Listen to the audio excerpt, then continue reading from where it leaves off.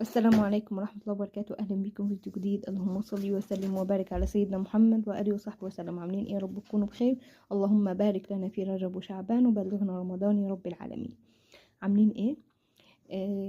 يعني حتى لو كنت بتعملي أي حاجة، حتى لو انتي لسه ما عملتيش الزي الشرعي، لسه ما وظبتيش على حاجات معينة، اتباعك كمرأة مسلمة، يبقى الصلاة ده لا جدال فيه.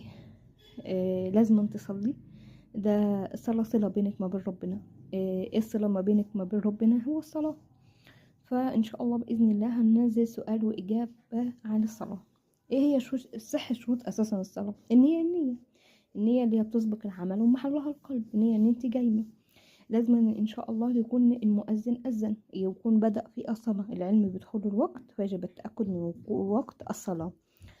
بعد كده طهارة المكان والثياب والبدن، والطهارة من الحدثين الأكبر والأصغر.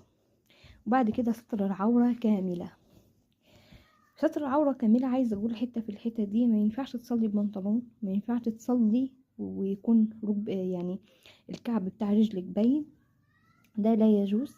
تمام؟ انت راح تجابري مين؟ انت لو عندك مقابلة شخصية، لله المثل الأعلى، لو عندك مقابلة شخصية، المقابلة الشخصية دي بتزيني لها وبتبقي يعني على أكمل وجه زي ما بيقولوا. يبقى أولى لما تروحي تكلمي ربنا، أو تروحي توقفي بين إياد ربنا، توقفي وانتي كامل ثيابك الواسعة الطويلة المحتشمة، ما يكونش في حاجة باينة. ما يصحش ان انت تصلي ببنطلون، مينفعش نصلي وانتي كعب رجلك باين. تمام؟